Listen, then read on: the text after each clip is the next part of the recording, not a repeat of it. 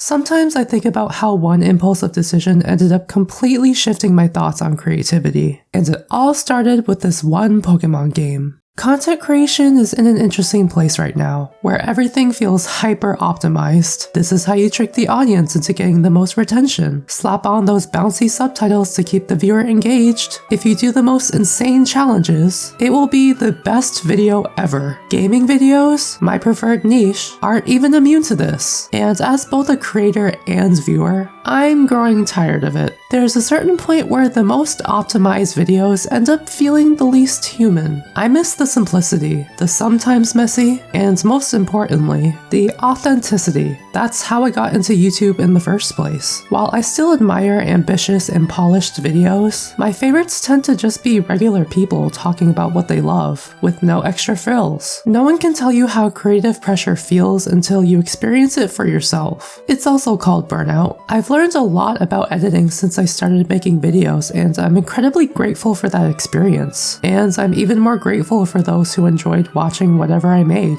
I took pride in being a little extra with my edits. The problem was, I did not know who I was as a creator. Sure, my videos were polished, but past that, who was I? What value was I really bringing to the table? While I tried my best to inject my personality into every video, ultimately, I was still covering the same topics that everyone else was covering. Yet another nostalgic review of an old game, complaining about having too many games, and looking back at Mario Kart 8, I knew I could do better than that. And because my ideas felt unoriginal, I would hide that insecurity behind my editing. If a line wasn't that interesting, no worries, I'll spruce it up in post, add some memes, and now it was at least passable. Except that didn't work either. The irony was that the more I tried polishing my videos, the less authentic they felt. If I had to describe my channel to someone as an elevator pitch, I would honestly struggle to come up with anything other than, I make polished Nintendo videos. Not really standing out from the crowd, are we? But before I had all the self-doubt, let's travel back to 2021, back when I had even less of identity. This was my experimental era. Game reviews, daily videos, slightly disguised top 10s, doing everything a typical small Nintendo channel would do. But one day, I was fed up with something completely random. My copy of Pokemon Emerald. Long story short, I wanted to replace the internal battery the proper way, and at the time, I could not find a reliable source to help me, despite the Pokemon community usually being extremely resourceful. Eventually, I found a solution and something pushed me to make a video to help others with the same issue. Obviously, I didn't do any of the real work besides compiling the resources and sharing it, but I still made the video out of pure passion, even if it didn't make sense for my channel. Because it was such a niche topic, it wasn't an overnight success. And I did not expect it to be, because honestly I just needed to make the video for myself for reference. And then I moved on, continuing my usual style of videos. But over time, it slowly began picking up steam. I was getting more and more comments about how helpful the video was. Then, one day, several months later, the video blew up, easily becoming my most popular video to date. So many comments, both negative and positive, that I distinctly remember the day I would refresh the page, and my notifications kept filling up every few seconds. That was not normal for me, and the ego boost was intoxicating. While I was extremely grateful for the sudden attention, it honestly perplexed me. Why did this video blow up out of every other meticulously planned video? And after months and months of trying to recapture that magic,